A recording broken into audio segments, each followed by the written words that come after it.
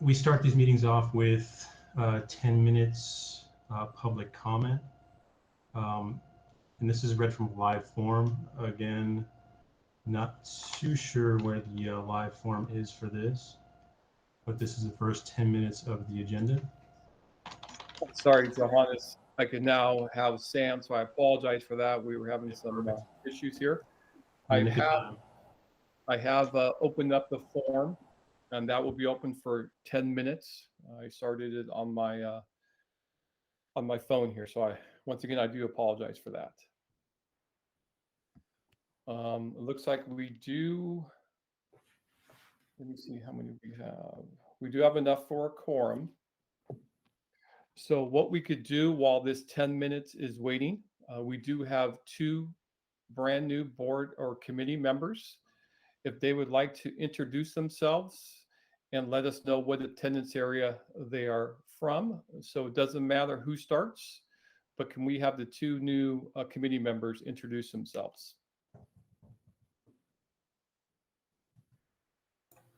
Hi, so I think one of them is me.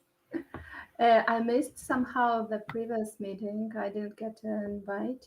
So my name is Elena. I'm foreign trained medical doctor.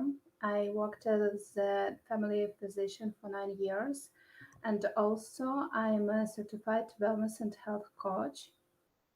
And of course, I'm a mom of a student. My daughter attends first grade. Thank you and welcome. Thank you. Hello, everyone. My name is Erica. I work in public health nutrition, and my daughters are at Niles Elementary. Thank you, welcome. And then if we could have the other committee members introduce themselves and what attendance area they are from. We'll start with the American attendance area. Hi, my name's, let me see if I can get my camera working. Sorry about that. My name's Amir, and I am a student rep from the American attendance area.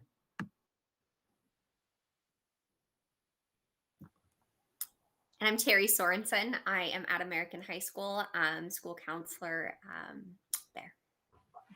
Thank you. Anybody else from American? Okay, Irvington High School representatives. Hi, if my camera works. Hi, everyone. I'm Anika, and I'm a senior at Irvington High School.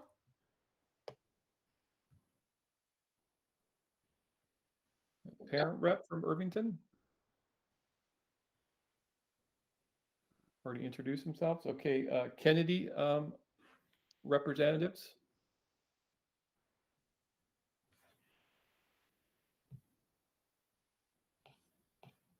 No student from Kennedy yet. Mission attendance area representatives. Hi, my name is Linda Min. I'm the parent rep from Mission. I have a senior this year. Thank you. Robertson, Vista, or Coyle representative. Hi everyone. My name is Eunice, and I'm from Coyle. Yeah. And then Washington attendance area reps.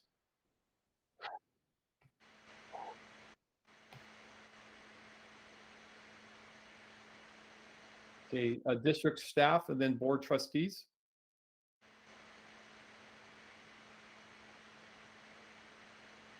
I'm Anna Legue, and I represent Child Nutrition Services. I'm Johannes Vanderpool. I'm also in Child Nutrition Services as an operations manager and registered dietitian.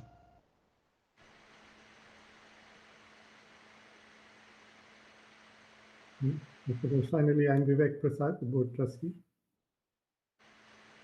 Thank you very much, and thank you. My name is Greg Bailey, and I'm the Director of Student Support Services. And as you can see, technology is not my friend tonight, so I'm going to do my best to get through this. We do have an agenda that everyone should have received. Sorry, Greg. Yes. Sorry, could I just interject because I didn't introduce myself and I'm new to this group? Oh, I'm sorry. Yes, That's please go okay. ahead. I'm sorry. So my name is Bev. I have two sons at Hirsch, and I'm working as a physical therapist at Washington Hospital. So, hi Thank you everybody. very much, and I apologize for that. That's it. Everyone should have been shared the agenda with all the links. We have about another minute, and so far we have not had any public comments. But I will keep on monitoring that. And once again, parents could submit that, or community could submit that via the website under the public comment forum. And then in about 45 seconds, I will close that so they can no longer do that. There might be one change to our agenda today. AB 361, which we have discussed that we have to take a vote on prior to the next meeting. We are still going to do that, but since our next meeting is December 14th, it is past the 30 days. We're going to have to take possibly another vote before we start the meeting on December 14th to go into remote, even though it's going to start off remote. So if we decide not to go to remote, we'll be all scrambling to get to the district office. But apparently we're still doing some research on that. So we're still going to take a vote at the end of the meeting, but we might have to take it again to start the meeting on December 14th, just for clarification. We have not received any public comment, so I'm going to turn that forum off right now.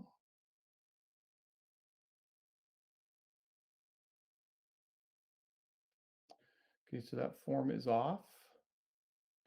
We're going to go to the next part of the agenda is the election of officers.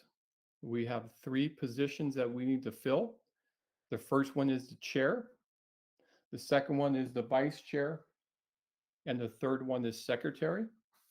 I want to read what our bylaws state about the voting. The election of each officer shall be comprised of an open nomination, followed by open voting. Unless only one nominee per position is offered, then a voice vote will suffice. The candidate who receives a majority of the total votes cast is elected. So first, let's try to fill the chair position. Do we have anybody who would like to possibly run for the chair position? I also put in the agenda what the chair typically does at committee meetings. They will be the ones that will facilitate the meetings. They will also be the ones, if we ever present to the board at a regular scheduled board meeting, they will also do the presentation that is being delivered by the Wellness Committee. So if anybody would like to nominate themselves or somebody else, please unmute and please nominate somebody.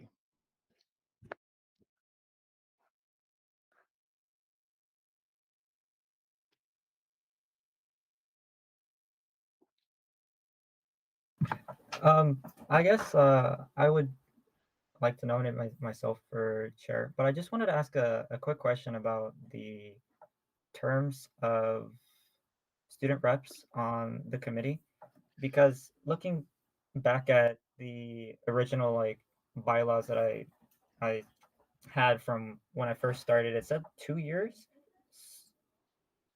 Yeah, and Surfboard E is the one that will pick the student reps. We are trying to work with Ms. Perez, who oversees our Surfboard E students, to make sure that all of our student reps are filled. Some have moved on and graduated, so those spots are going to have to be filled. But the student body at that school is the one that elects that. Right. Typically, we would like it to be 2 years, but in some cases, if a senior's just joining us, you know, they could only fulfill that 1 year. Okay. So if I was first came to this committee 2 years ago, should I'm wondering if I should still be here, because I haven't seen any information about reapplying at my school site yet. So yeah, I would still continue. And like I said, I know Ms. Perez is working on that. So I would continue. unless Surfboard E or Ms. Perez tells you otherwise, because the parents on this committee, they're approved by our board trustees, but all the union groups and student groups are chosen by the student population or the union that they represent. So we'd love to have you stay on. Okay, sounds great. So if I'm still allowed to stay on, I would like to nominate myself, if that's all right. Do we have anybody that would also like to run as chair?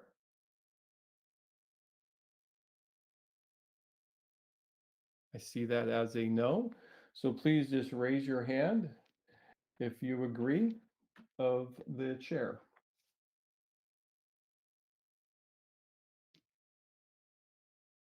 Congratulations.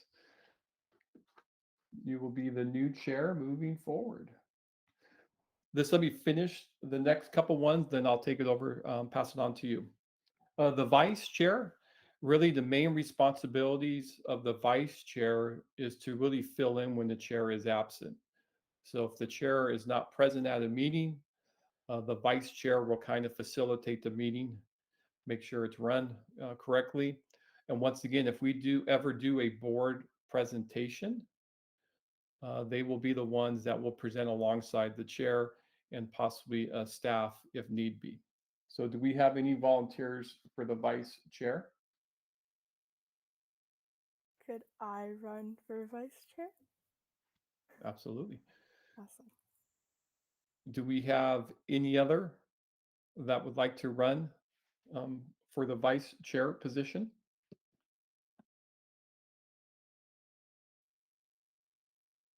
No? Once again, please raise your hand if you're in agreement with the vice chair.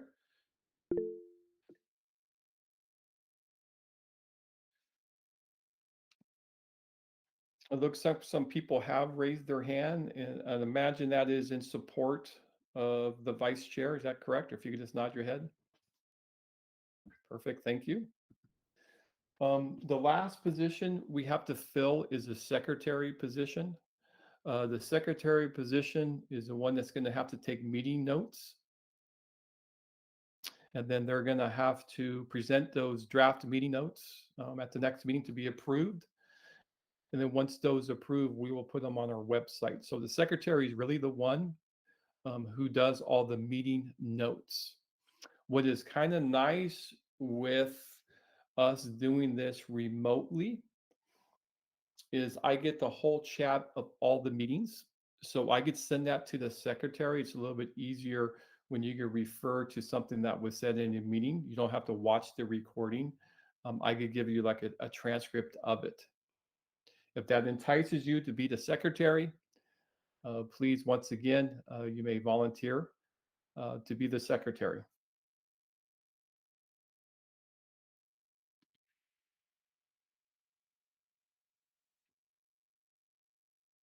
If we have no volunteers, I do not have a problem being the secretary since all those recordings and transcripts go to me. So I would not be opposed to that if nobody else would like to be the secretary.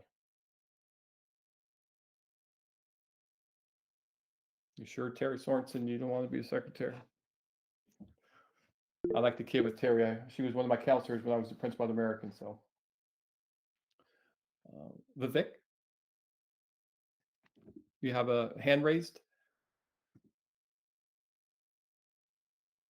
I'm sorry, I think you're on mute. That was a mistake. Okay.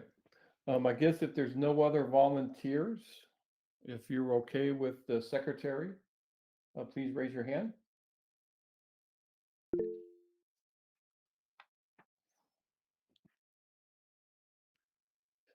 Thank you.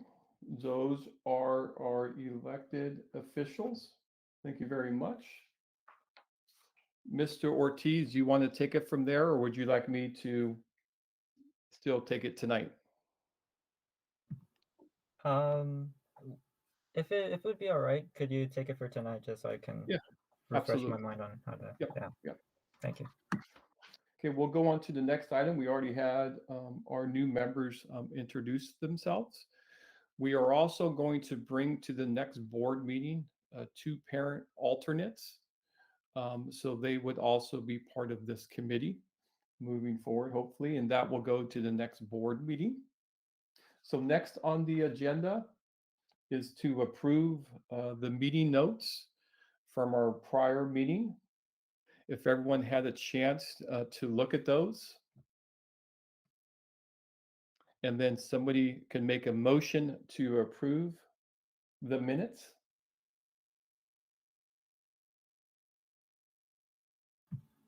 I motion to approve the minutes. Okay. Do we have a second? I second the motion. Okay. Do we have any discussion?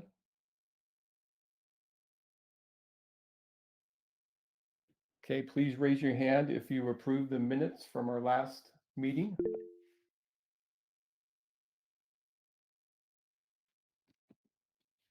Perfect, the motion passes.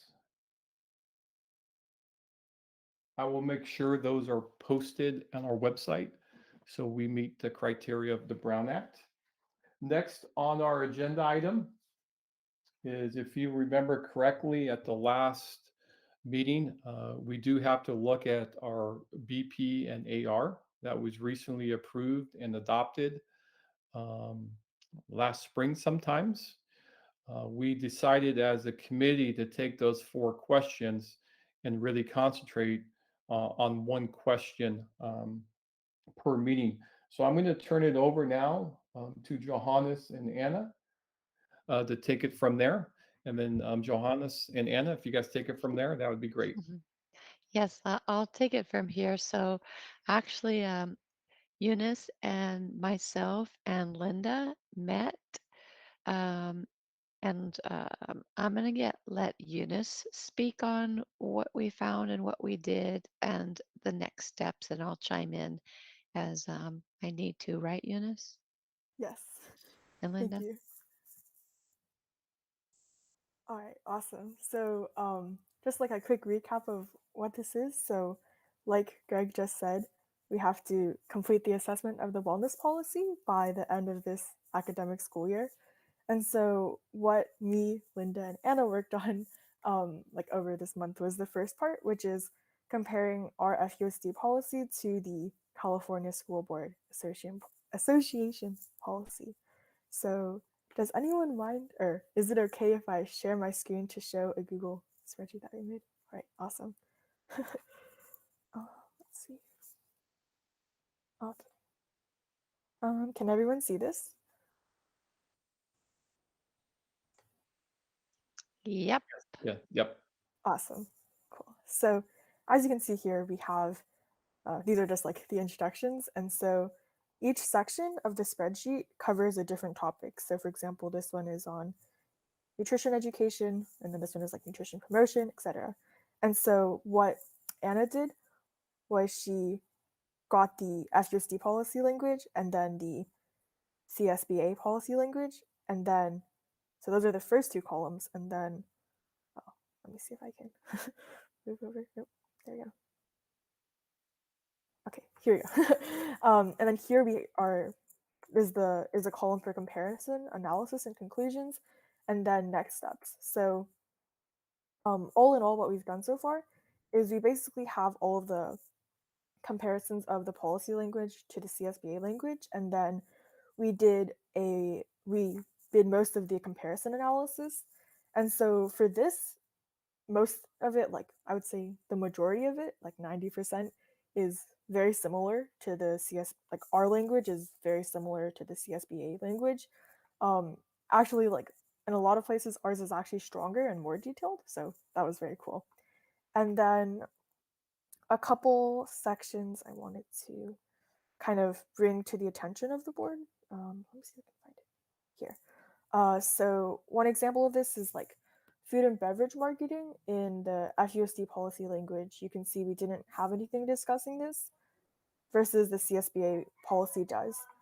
So that was something we were wondering, like, as a next step, if we would want to potentially add something about that or leave it as is. And then I think another section, where is it? oh yeah, here. And then like, for example, here, we can see that the CSBA policy language is like very detailed and they have a lot of bullet points, and then ours is a little shorter. So this is also, something that we thought was kind of like a difference between the two. So to bring that to attention. And so as you can see, or well, you can't see it yet, but how do I? There you go. As you can see. So we mostly filled out this part, the comparison analysis, which I talked about earlier, is basically the same. Ours is a little more detailed for some of the for some of the spots. And then the part that we didn't like go through as much, I guess, was the next steps, because we weren't really sure, like, we didn't want to, kind of like go too far and like do this and like all of this stuff. So we wanted to maybe this part could be something we discuss with the entire wellness committee, is like for the parts where our policy isn't the same, what would we want our next steps to be? So yeah, that's basically it. Any questions or other commentary? I would say thank you for taking the lead on that. And I think what we probably should do at the end in June when we complete this, if we do any revisions to a board policy or the AR, that does go to the school board at least 2 board meetings for edits. We have different font color for any changes that we've made. We also have different font color for any changes that are ed code, or any changes that are in alignment with CSBA, which it seems like most of our language is in alignment with CSBA. And then the board trustees could always vote to change some of the verbiage or words in BPs and ARs. So even though we might consider a change, the board does have to approve those. They typically go to at least 2 readings, and then sometimes there is a 3rd reading. But I know we've also discussed at the first meeting and I don't know how this would have to be a public document to our community or our stakeholders. Is that at a public board meeting, or is that something that we just send out via newsletters, or do we have that process yet? So the wellness policy is posted online, and from what I understand, if we do revisions or changes to the wellness policy, that could be posted online too, and that can be the outreach to the community to let them know. But then, of course, if it does go to the board for revisions, well, we know that's a public meeting, so people always have the opportunity to comment at school board meetings too. Just to chime in a little bit with Eunice, I think that we probably, if we have the time, we do want to discuss next steps. There's just a few areas in the wellness policy that don't match up with CSBA. Um, the committee might think they're minor, or the committee might think they're major, and it's whether or not it goes to the level of actually revising the policy and taking it to the school board again for approval.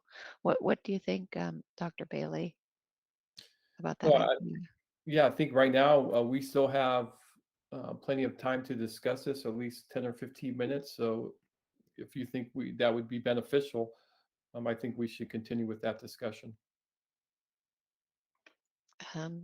Okay, so I'll just, there's one tab on the file that Eunice shared. I don't know if you want to share it again, Eunice, or if I should share it.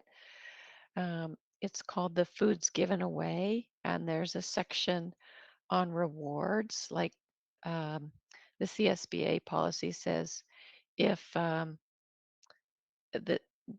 the district basically shall encourage school staff to avoid the use of non-nutritious foods as a reward for students' academic performance, accomplishments, or classroom behavior.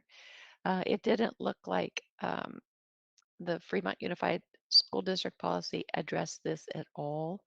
And so if the committee thinks it should be addressed, we can consider that language change. I don't remember why it wasn't put in there to begin with, but there's probably no real reason why it was put in or not put in. So that's one.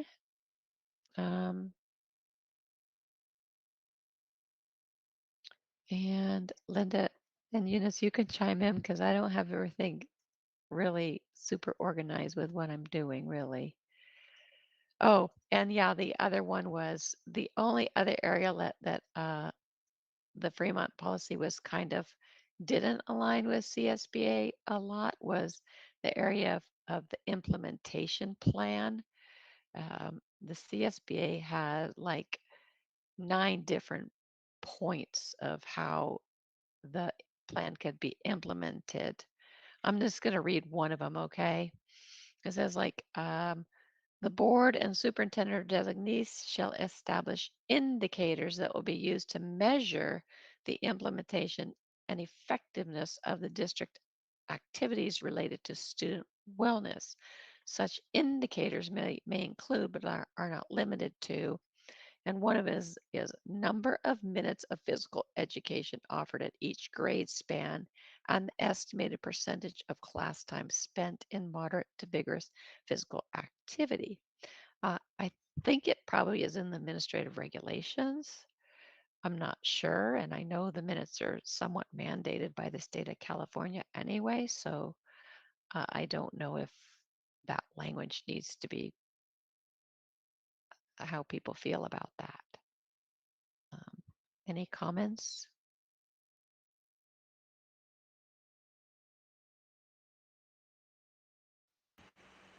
I think it's a good idea to become more specific with our language as well. So I think that's a good idea to go forward with doing that in both regards, whether for the policy regarding non-nutritious foods as a reward, and then specifying this part too.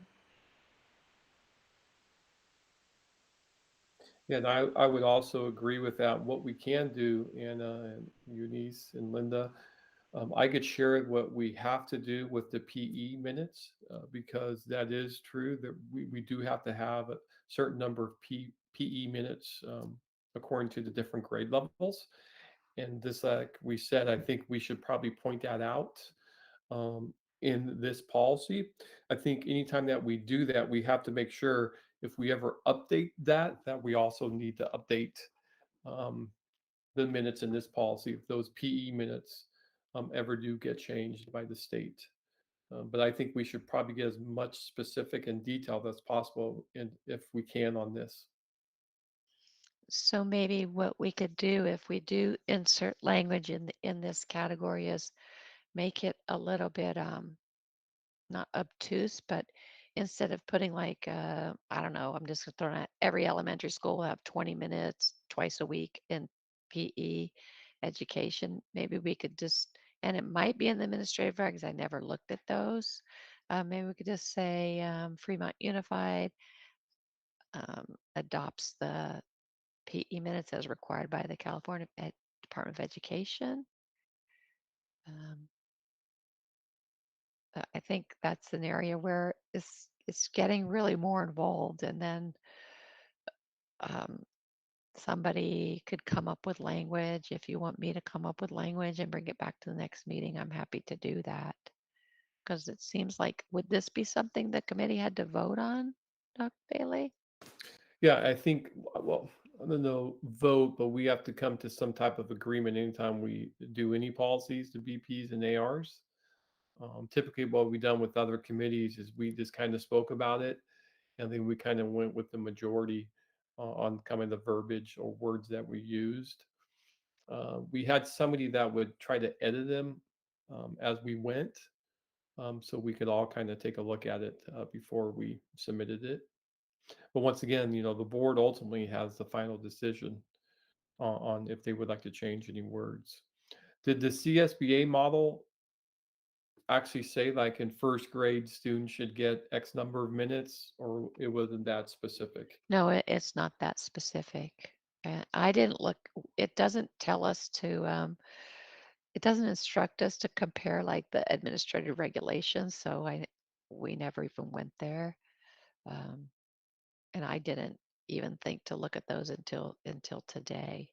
Another one is like another implementation plan, and I don't really even understand the concept, is like number 3, student participation rates in all school meal and or snack programs, including the number of students enrolled in the free and reduced price meal program compared to the number of students eligible for that program. I think what that means is how many students that are eligible to eat actually eat. And that's just something child nutrition does anyway. So I don't know why it would be in the policy language, except for as a criteria to maybe evaluate the wellness policy to see if it's effective. I'm not sure.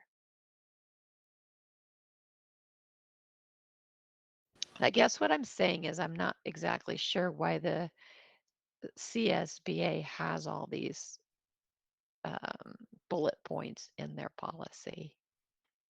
So I do see that in the second line, it says such indicators may include but are not limited to. So I think this is definitely not like a very prescriptive list. It's, areas that can be looked at to measure implementation. And I think, of these 9 bullets, there are some I think that are also included in other parts of the CSBA. So I wouldn't want to adopt all 9 bullets wholesale without really looking at them and making sure that it is what we want. But I think if we use this kind of hedging language, like such indicators may include, then it does build in some flexibility.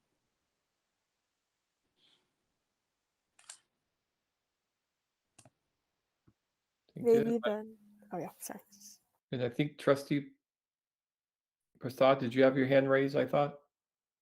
Yes, I think Linda covered some of that already. So, the bottom line from my perspective is we need to put what we can actually track, and there was a comment about putting number of minutes. You don't want to put actual data here. That will change, right? So then you're having to go modify the policy or the AR. So, like Anna mentioned, pointing to what we will follow. If the guidelines change, then we'll follow the guidelines.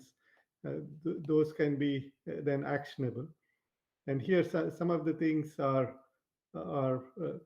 perhaps less relevant to Fremont compared to other districts. So we have to pick from this list to say where should we focus on. If we decide to do all 9, maybe we'll not get to those, right? So the committee, I would expect that the committee to come with some prioritized list to the board to say, here's what we should implement in a specific order.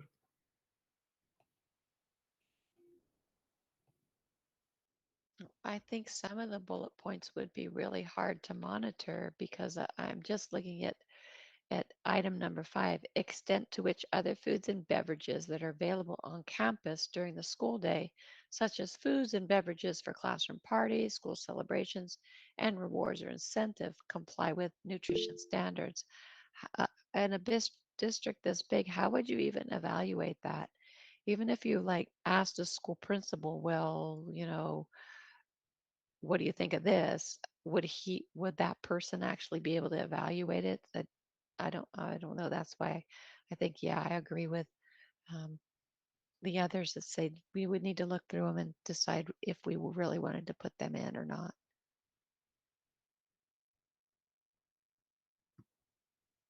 Mr. Ortiz? Yeah, I had a question for board member Prasad. So I was just wondering, what do you think the importance is of including language such as may include but are not limited to when it comes to the indicators? Like, do you is it important to give the district that flexibility in determining the indicators that they use of the list? Or if we're going to be including indicators, is it important to make sure that these indicators are required indicators that the district must be using instead of it's just a suggestion that the district is using these indicators?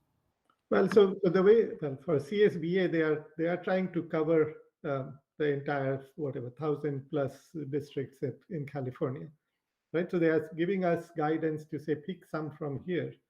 So some of these should not be a may, it has to be a should, or the district will do something, right? So we have to pick those, and it should be based on if we know that there are problems available. I don't know if parties and food in parties, I'll pick that as an example. Is that a perceived problem in the district? If not, we don't include that. But tracking physical activity, and because we have recess time are different at different schools, tracking that may be something that we as a committee recommend that it should be required. So that's a judgment call that as a committee you all have to make, is to say where do we focus attention. But yeah, I mean, I don't like the wiggle room really, if we can avoid it. But there are certain things that should be mandatory and then certain things that are optional. And those would become priority 2 things for the district to go look at.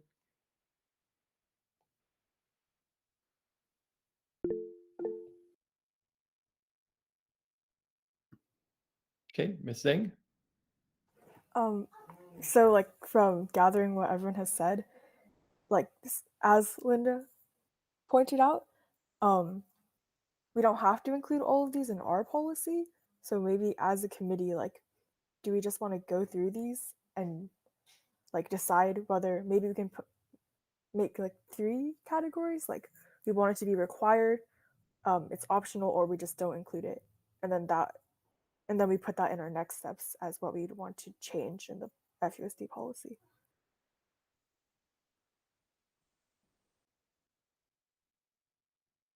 Maybe I'll just add that if there's one, if you think that there should be one that's not in this list, that's a problem for us. So let's suggest those as well.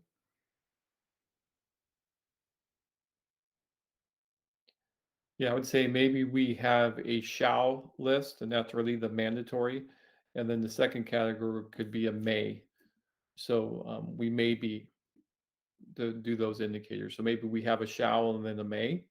A lot of times shall and may are in EDCO because the shall is really a mandate. And then the may really gives local districts some flexibility with if they're going to follow that or not.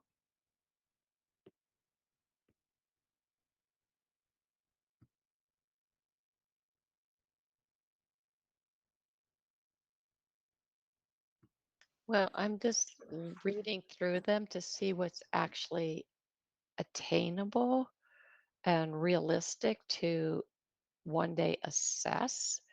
And I could see that item number 3, I'm just speaking from a child nutrition point of view, item number 3 is attainable and easy to assess. Item number 2 is also, because child nutrition keeps all that data. But everything else, like item number 1, describe the district's nutrition education, physical education, and health education curricula and the extent to which they align with the state academic content standards and legal requirements. I have no idea if that's even attainable. So I wouldn't even know how to vote on that one.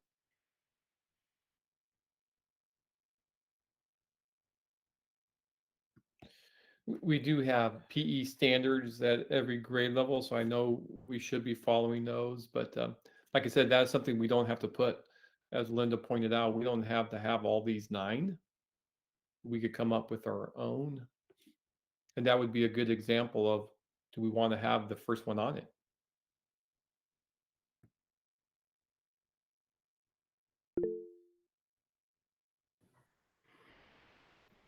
Trustee? So just like Eunice suggested, let's go down the list, right, and make this a working session. Number 1, and we can color code that as green or red. and say green are the ones that we can then sort between shall and may, and the reds we just drop.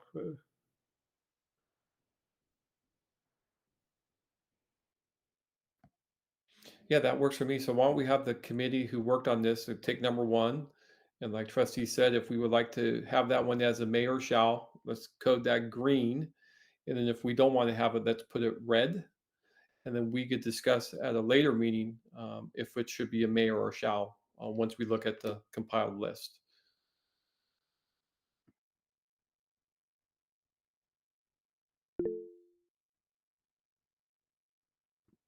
Anna, please go ahead, and you please do not have to wait for me to allow you Sorry. to Okay. speak, so just unmute. So just to make sure I'm clear, you asked me, Linda, and Eunice to look through these 9 indicators and decide which are red, green, and I forget the other color, and then bring it back to the next meeting for the committee to decide the final thing. No, if you 4 would mind kind of taking one by one and reading it to us, and then we'll decide as a group if it should be red or green. Okay. I'll read the first one. Descriptions of the district's nutrition education, physical education, and health education curricula and the extent to which they align with the state academic content standards and legal requirements.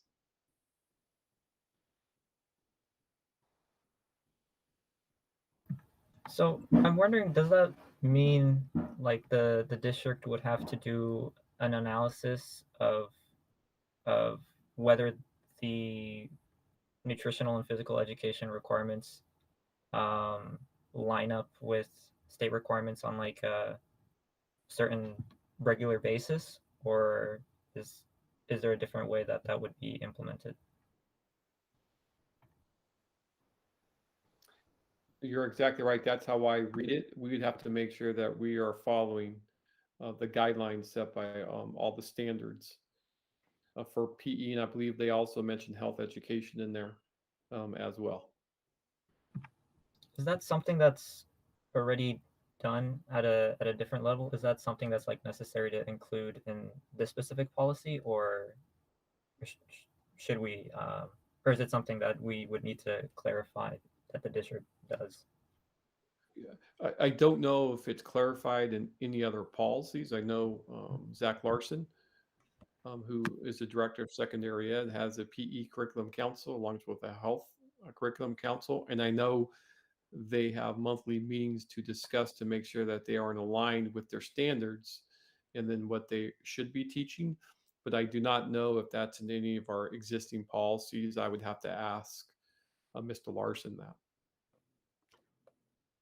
Yeah, maybe another point here is that is this really part of our CNI committee to consider, right? So Correct. maybe we mark this as a yellow, Anna, for Greg to go follow up. That is a yellow.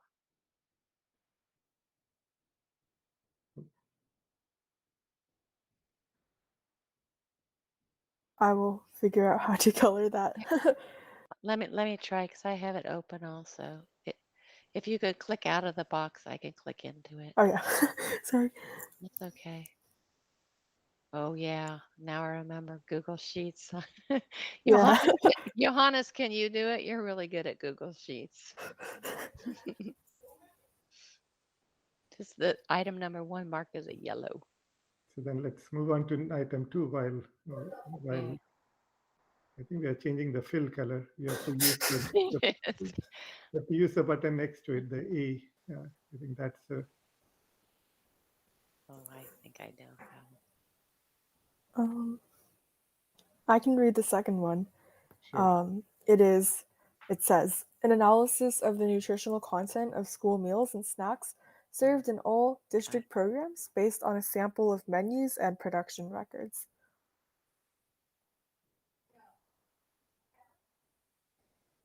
Is this already being done today? It can be done. That's attainable. Okay, so let's put that as a green. So, yeah. Should I read number 3? Yeah. Okay. Yeah, I'm going to do the coloring. Good, thank you, because I Of the messed font. mine all up. I'm closing mine out. Okay, Thank you, Linda. sure. Awesome. All right. Number 3 says student participation rates in all school meal and or snack programs, including the number of students enrolled in the free and reduced price meals program, compared to the number of students eligible for that program. That's easy to do too. That could be a green. All right. Awesome. I'll keep going down the list, I guess. So one thing to keep in mind, right, when this comes to us as a board, the question I will ask is what value will this provide to us, right? So the committee, let's color it today, but the committee should go and then say what is the value of doing this work, and how will it benefit our student population? That's a good point. I can speak to that question right now if you don't mind. I think the value of we have a planned menu, right, that meets all the nutritional requirements, but the students don't have to take all the options, like they don't have to take the fruit and the vegetable if they don't want to. And the production records tell us that. So if you do an analysis and you find out, well, okay, out of 100 students, only 10 students took the vegetable. Well, how do we get the students to take more vegetables? Is it a nutrition education thing? Is it a food preference thing? But it could go on and on. No, yeah, I see That's the the value. value, but it's Yeah, I did not want to go into the value today, but I see the value of both, right? But as we go through the list, the thought process when this will come to the board, right. it should have a justification with it. That was my point. Good, thank you. I just want to do a time check. We have about 8 minutes before we go to the next agenda item. All right. Thank you. Yeah, I think so. After we go through all 9 of these, I don't know like how logistically we would do this, but then we can like maybe like write or like just talk about the justification for each one so that when we go to the board we're ready for that. Thank you for mentioning that, Vivek. All right. Number 4 is the extent to which food and beverages sold on campus outside the food services program, such as through vending machines, student stores, or fundraisers, comply with nutrition standards.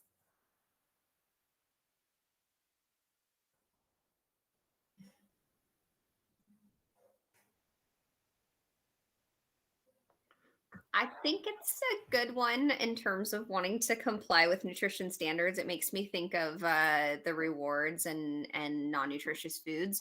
The only thing that stands out to me is potentially fundraisers, just with regard to like what people actually buy as a fundraiser, like candy or other things that are sold. And I don't know if that's something, I think some sports teams do that, so I don't know if that will impact that.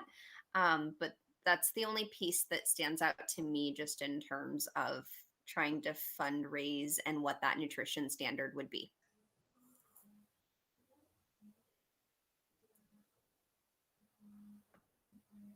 I agree with Terry. I think we should do that one. And I thought we had something in our policy that kind of details of when those items may be sold. I think it's like a half hour or 45 minutes after school. So I thought that was already in our existing policy, but I do think we should try to adhere to that one. So would it be important to maybe omit fundraisers from this one and the final language that we use so that it doesn't conflict with that other policy? That is something we could definitely do a comparison to see what it says about fundraisers. And then, then that's something we could discuss if we want to keep fundraisers in here or take it out. Is there a way we can make a comment on the Google Doc where it says fundraisers, just say like review later or something like that? You just put it in the next steps column. Okay. All right. And these are just examples, right? How about homecoming and any meals served there? So there are probably many places where food is served, and if it is Halloween and candy is being distributed, will that kind of go away if we follow this policy or not, right? We have to see. We have to see if we are going overboard. But I agree, this has to be tracked well to know if there's a problem and if there's any corrective action to take.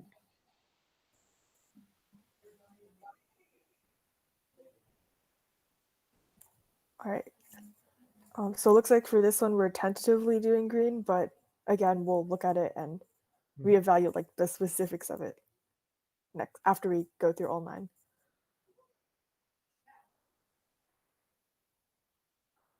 All right. By the way, I'm not even a voting member here, so you can ignore my comments completely if you so wish. Right? Anna, would you mind taking notes as we're going through these? Oh, okay. Thank I could you. put the in the action section. Yeah, great. Thank you. Thank you. Yeah, so I think Eunice already did, so that's good. 5 minutes. All right. We might not be able to get through all of these, but for now, let's just keep So going. there are 5 left, so let's go do it. Right? All right. Okay. So number 5 is the extent to which other foods and beverages that are available on campus during the school day, such as foods and beverages for classroom parties, school celebrations, and rewards/incentives, comply with nutrition standards.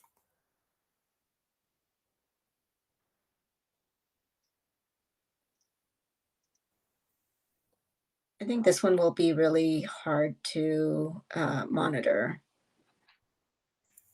Not that we shouldn't try. I think in the, I forget whether it's in our policy or the CSBA, but there was language around the district encouraging, nutritious food when it's a reward. So we could add something like that, but the way it's currently written, I think it's going to be difficult to implement.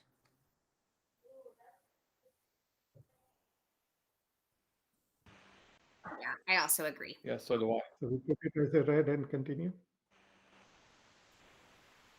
When classes have parties, though, don't the teachers send out like a list of what kind of foods are okay to have at the parties, anyways? Don't they already list that out? I think it depends on the teacher. Oh, okay. So it's Mhm. not mandated. Yeah, but No, listing a food is not the same as exactly. I mean, if you list pasta, then it could come with 2,000 calories per serving or 500 per serving. Right? True. So it's hard to monitor. So maybe that's a red. Yeah, I think that could be a red. It's pretty hard to monitor that.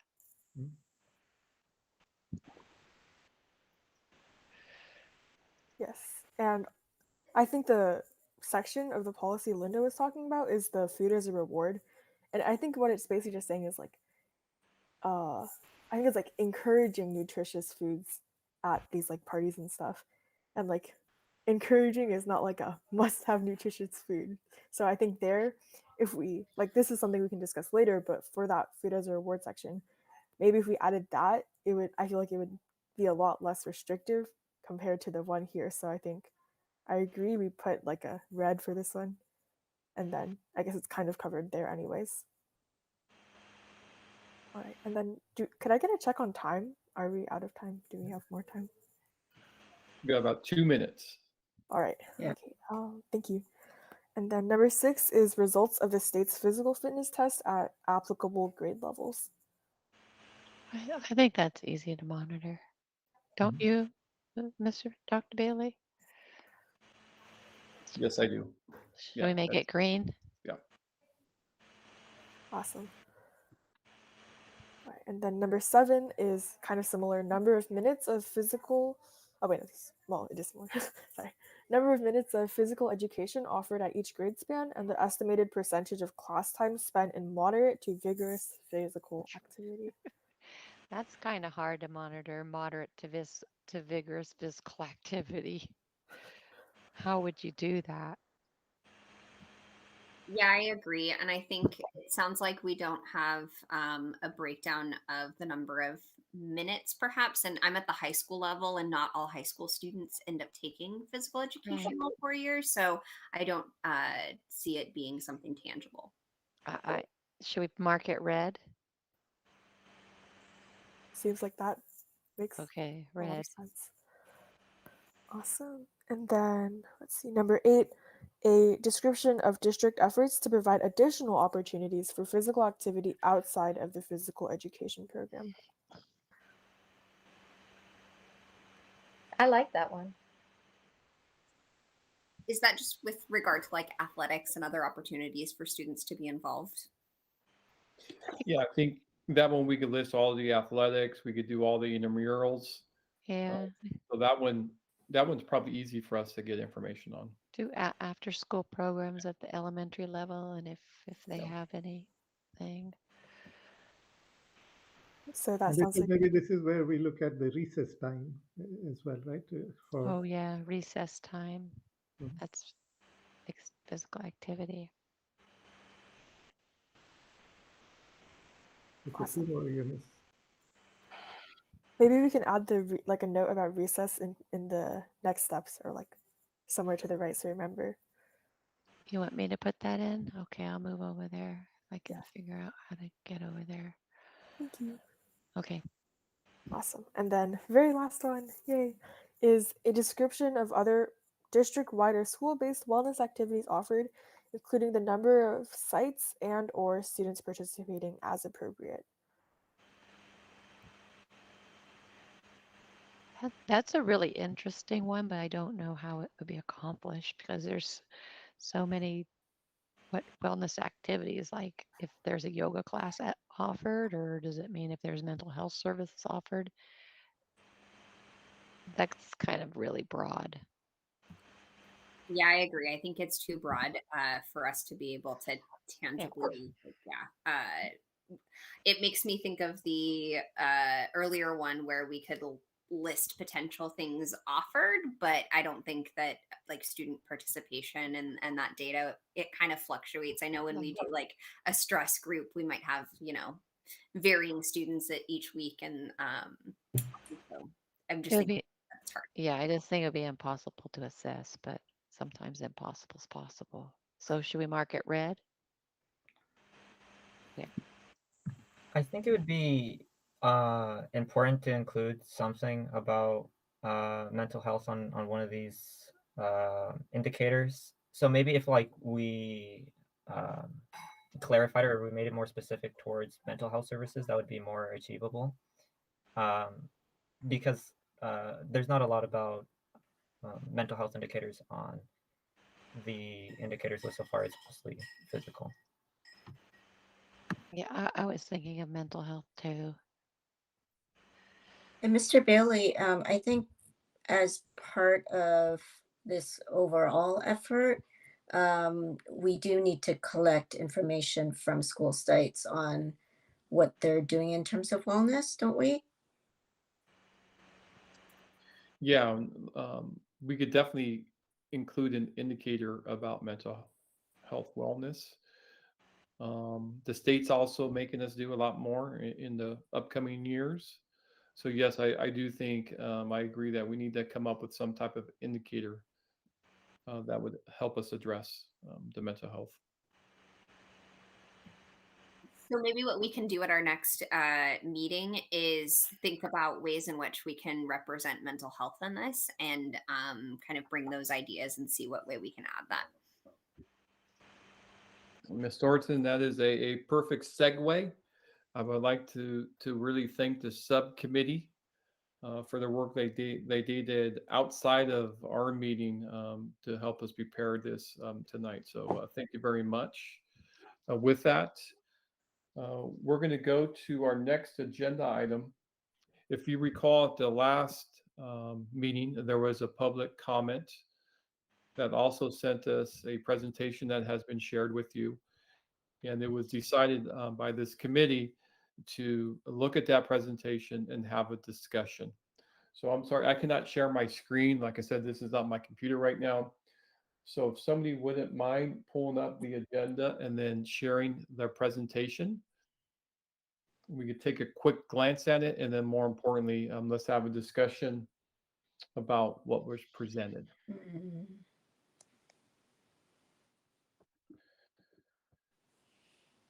It should be attached on the agenda.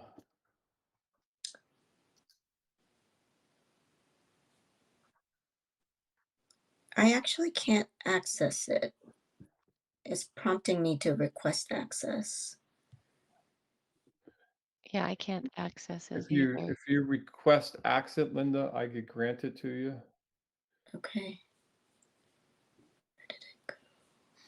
I pulled up the email that I think you forwarded, and I can share my screen for the Okay, time being. Great. Um, Linda, I also shared it with you, so I don't know if you have it now. Yep, there. Somebody has it now. Perfect. I think you just want to scroll down to the next slide. We could all take a look at that. I don't know if we would like to read it out loud or if everyone reads it at their own pace.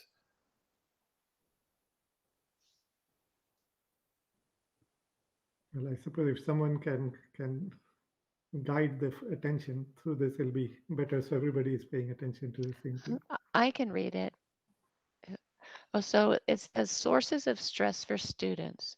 Stress for students comes from many directions, irrespective of the source. Sources of stress include classroom policies, lack of support system, parental pressure, societal pressure. When intense stress is experienced over months, it can lead to mental health issues.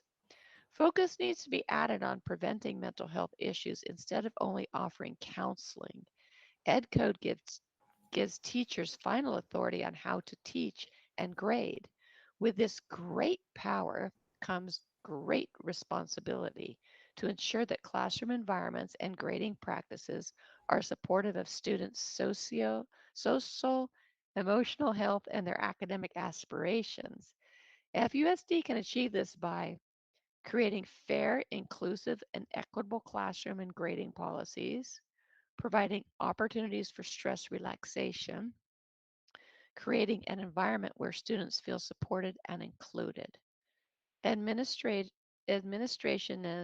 and FATA can work together with a student-centric and empathetic approach to help students thrive.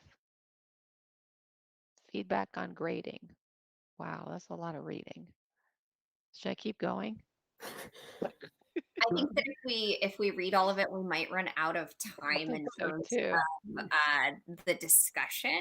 I don't know if everybody just wants to take a minute or two and kind of read through it. I know that I read through it when Mr. Bailey sent it out, but I know that that's not everyone. I feel this is over my head.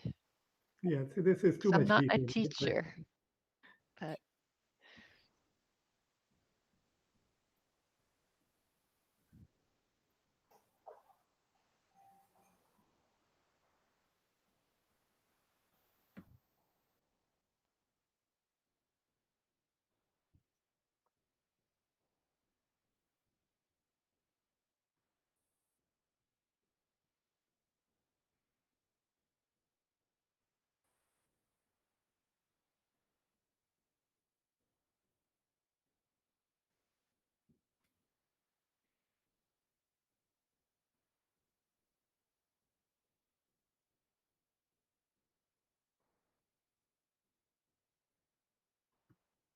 Can we scroll down to the next slide?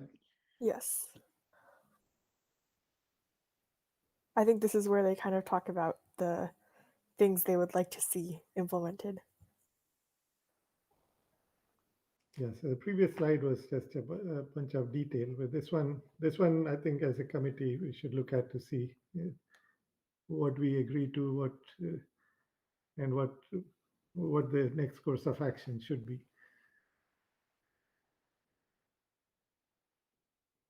Oh, Hunger Games.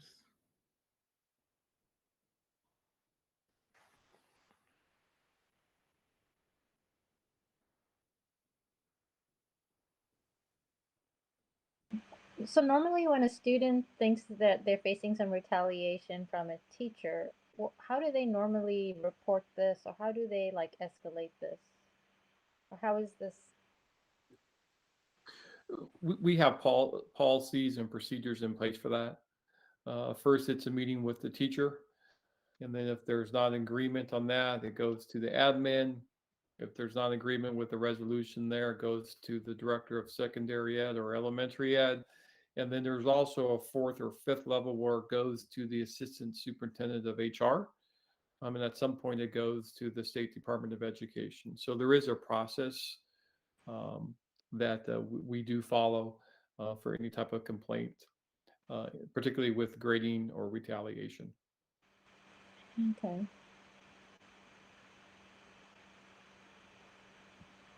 In terms of my review of the presentation, I'll just jump into discussion if that's okay. I felt that a lot of things were like generalizations or anecdotal, based off of, although these might be like people's perspectives.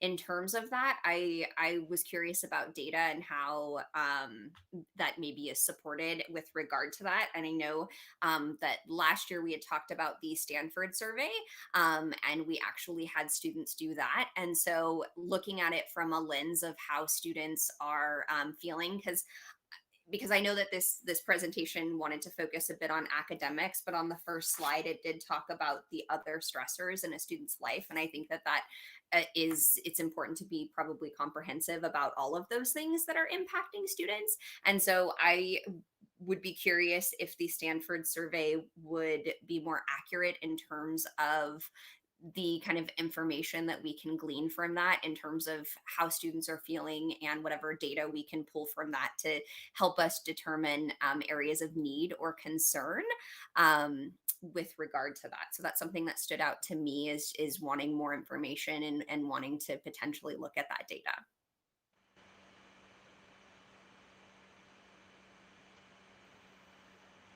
My comment, kind of in line with Ms. Sorensen, is a lot talks about grading and homework and peer grading.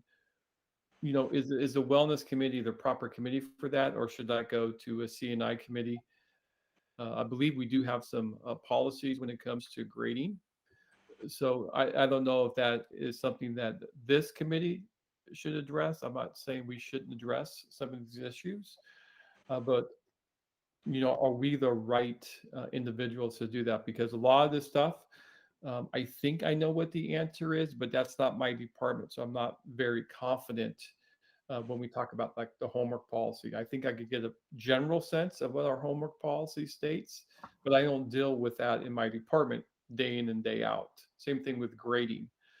So I'm not saying we shouldn't address it, just to make sure that we know that we have other departments in our district that might be better to address this. And with the Stanford survey, Ms. Sorensen, I don't know if you want to expand a little bit on that and just kind of give us a real brief introduction on what that is and who took it. Oh yeah, sure. I hope I can do it justice. But I do, I do echo your thoughts in terms of that, in terms of whether or not the presentation aligns with our role within the wellness committee. So that was also something that I was thinking about. But in terms of the Stanford survey, it is a survey that our students had recently taken. I know that they did so at American High School. That kind of just gauges a range of information with regard to student climate, mental health, how they're feeling, and it just gives us a more comprehensive overview in terms of students. I know that some are here today that probably had taken it, if you wanted to speak to that. But it is more comprehensive than I believe our Healthy Kids survey has been in the past, and allows us the opportunity to reframe questions and really dive into data. And then can you remind me how many, and it's just at the high school level, is that right? And then I don't think it was all 5 high schools, is that right? No, I believe all high schools did take it. Okay. For elementaries, Stanford Survey does not have an elementary version of the survey. So we will continue to use California Healthy Kids Survey in 5th grade for that. But I believe, and I would have to get clarification from Mr. Larson, but I believe it was all of our secondary sites. Okay. The one thing I do see that seems to fit squarely in sort of our purview is number 8, create wellness centers and increase access to, well, I don't know about the latter part of that, but wellness centers is, I think, definitely kind of squarely in our sort of scope. So that's something that I think we could look at. But I also agree that the rest, most of the items on this list don't really seem appropriate for this committee.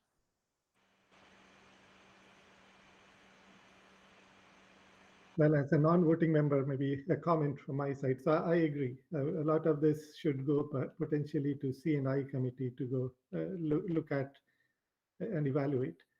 Now, it could be done as in 2 ways. One is to respond to whoever sent this and say, take it to C&I committee.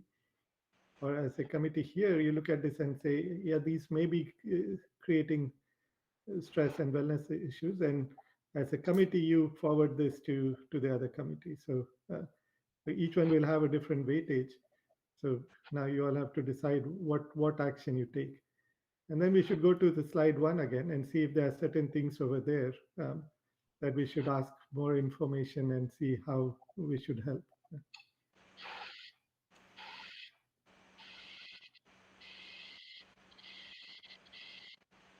Yeah, I don't know if that makes a motion or anything, but I think that curriculum and instruction might be better equipped. I'm thinking about even in the first slide where they address ed code laws, because I feel like we're dealing with ed code laws and then potential like grading practices and negotiations or just information that I think is a little bit beyond just our wellness committee. And so yeah, I guess I'm not making a motion, more of a comment. I think recognizing that these are stressors and acknowledging that and forwarding it from our committee to the next committee might have more weightage. Do you agree? And maybe we should go forward that way.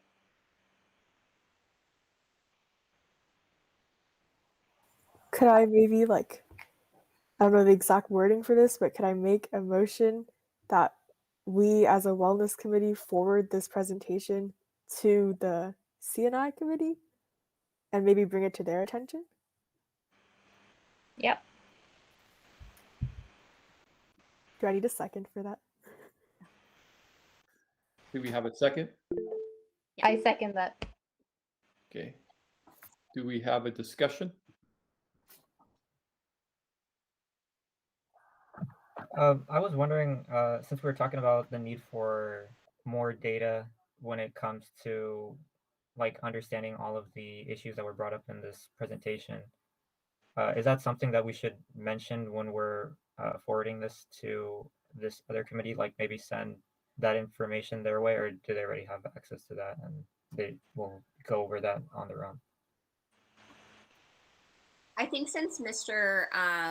Larson oversees curriculum and instruction and has also had kind of a big hand in the distribution of the Stanford Survey, that he'll probably be aware of that, but we can certainly mention that. And then maybe for the purpose of us as a wellness committee, that data can be helpful from a wellness perspective when we get those results to see if there's anything on the wellness side that we want to focus on. So, Mr. Ortiz, I just want to clarify, do you want to make a change to the proposed motion, or did Ms. Sorensen's response kind of okay with you? Wait, so Ms. Sorensen, you're saying that it would be kind of redundant to mention that if they would already have it? I do think that Mr. Larson would know, but I think it's okay to add. I apologize if I wasn't supposed to speak on that clarification. What, Mr. Bailey, would that need to be a clarification made in the motion to say that we would also mention that, or Yeah, so what you'll do is you'll make an amendment to the motion. And then Okay. that would have to get a second, Okay. just like it did before. So I'd like to make an amendment to the motion to mention information relating to the Stanford survey to further the information that is related to the issues brought up in this presentation. I second that. Any discussion, questions?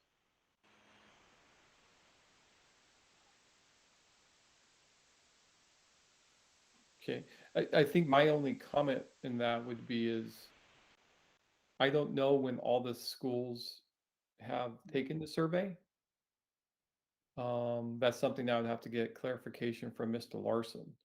So if we move this to a different department and they don't have the results yet, I'm just a little bit worried about that. I don't know if all schools have completed the Stanford survey. I could find out, but I don't know if we have that information as of right now. Ms. Sorensen, I hate to put you on the spot. Did American get their results yet? And if so, has that been shared? To my knowledge, we have not, and that could be that it just hasn't been shared with me at this point. But I know that we did take it, but I don't know the time frame. Yeah, I think.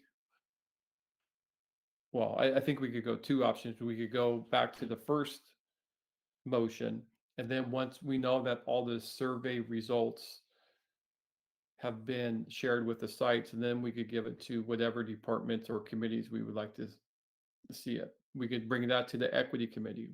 We could bring it to the APAC committee. We could bring it to the DLAC committee. I mean, we have so many different committees that will benefit from the Stanford survey results moving forward.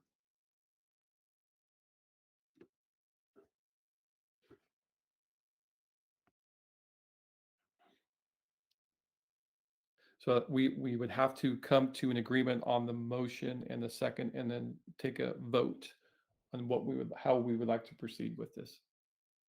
To clarify, was it more just anecdotal that we know that the survey is coming out, or do we want them to fully wait for the results prior to reviewing this presentation? I was thinking of more just letting them of a reminder of this is coming out, and it should and just to watch out for it when reviewing this information, and to keep it in mind. But I don't know if anybody else thought it would be maybe a good idea to suggest to wait until the results of the survey are out before this is reviewed by another committee. Thank you for clarifying, because I think that if it's just more of an anecdotal, we want to make sure that you know that this is on its way, then does that fit what is needed, Mr. Bailey? Yeah, as far as I would say, Eunice, I don't know if that's okay, the possible changes to your first motion. Yeah, I think that's a good idea. Okay, so would somebody like to state the motion again? So would this be like, well, I'll try. I motion to, as a wellness committee, forward this presentation to like I don't know how to say, like other committees, with a note regarding the potential usefulness of the Stanford survey in evaluating this presentation. Do we have a second? I second that motion. We have a second. A discussion? If there's no discussion, we could go to the vote.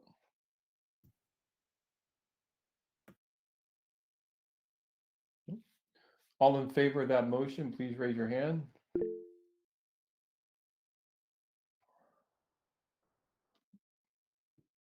Thank you. Motion passes.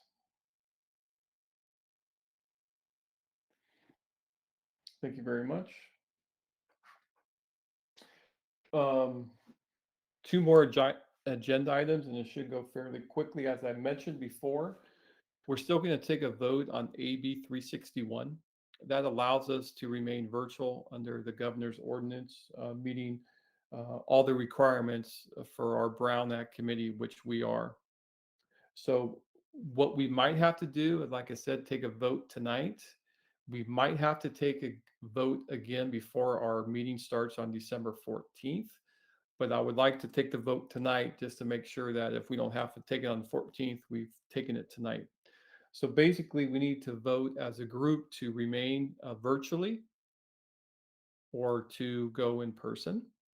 If we remain virtually, once again, they have to be live streamed, and we have to have community access to public comment, which we make sure that we comply with.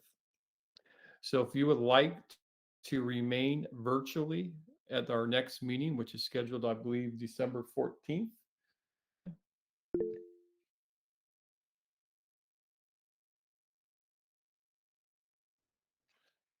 Okay. That is the majority, so we will proceed with virtual. And like I said, we might have to take another meeting before our meeting on the 14th to meet the criteria, because it's a little bit past a month since our next meeting. The last meeting agenda will help Mr. Ortiz put the agenda together for the next meeting. So now is the time to discuss some next topics we would like to discuss. Just a reminder, we did commit as a committee last time to take one of those 4 questions at each time. So my recommendation is that we tackle question number 2 when we compare our model compared to CSBA's. But once again, I really don't have a voice in this, but that is just my suggestion. And other than that, with any other topics item, please unmute and just throw particular topics out that we would like to discuss as a group. Yes, going back to that, the assessment of the wellness policy, since we have to, I think we have to complete all of it by June 30th, 2022. So one I was thinking we could maybe just start to brainstorm on is number 4, like the, wait, let me see. Is it? I'm not sure which specific number it is, but I know we have to send out a survey to the schools, and I was thinking at the next meeting we can brainstorm kind of like how we want to send out that survey, what type of questions we want to have in that survey, like multiple choice, long answer, just putting that out there. Do I need to like make a motion, or did that work? I don't think what we could do is we could just kind of throw out some topic ideas and then maybe narrow it down to 2 or 3. Okay, awesome. So I think that would be on the list for the first one. And then I think sticking in line with our original plan, probably adding number 2, as Mr. Bailey had mentioned.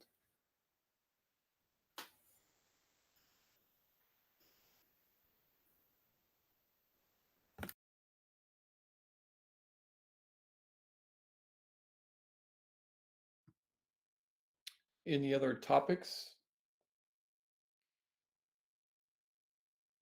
I guess I'll add one more. We had talked about under the implementation where we reviewed and color coded, wanting to add something for mental health.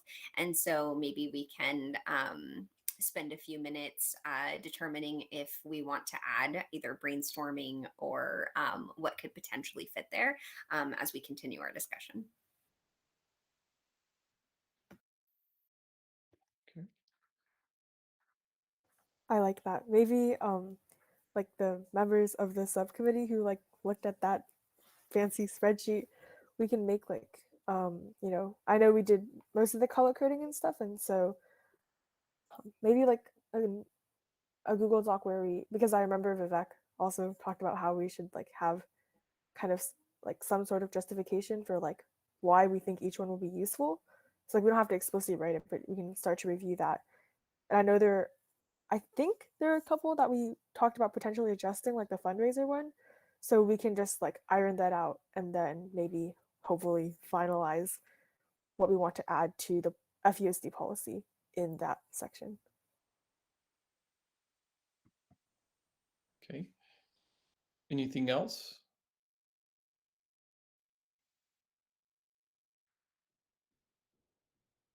Mr. Ortiz, you think you've have enough ideas for the next agenda? And I think we could all help putting that together. We could do that offline, but do you think you would have enough for the next agenda?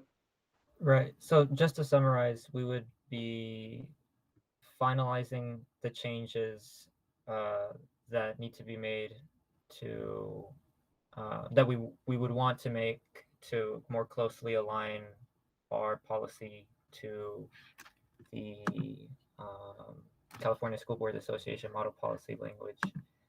And then also tackling topic 2, brainstorming logistics for the survey, and also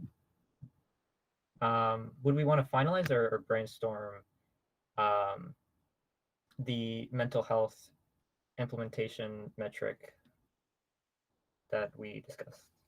Probably more brainstorm as opposed to finalize, Okay. so that it can be something in motion if we need to. So that was everything, right? Or did I miss anything else?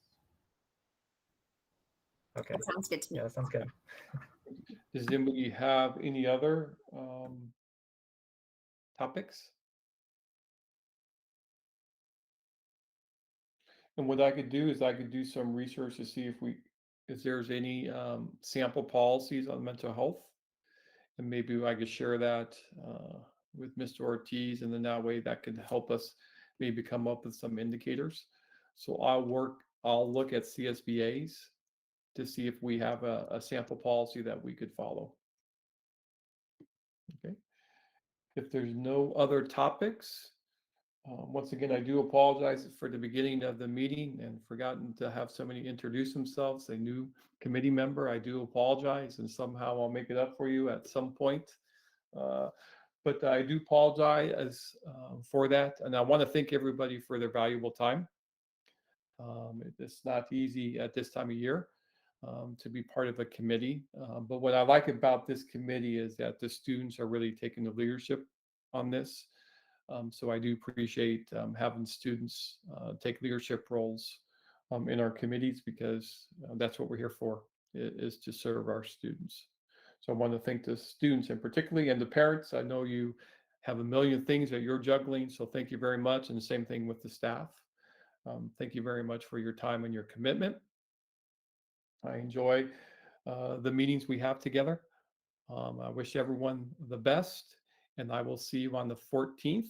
And then Mr. Ortiz, I will be sending you an email about a week prior to that, so we could finalize the agenda, so we could post it to make sure that we meet the Brown Act with that. That has to be posted at least 72 hours ahead of time. So we would have to finalize that agenda the week prior to the 14th. But I wish everybody a good night, and stay safe and stay healthy. Thanks, everyone. Bye. Okay, good night. Bye. Bye.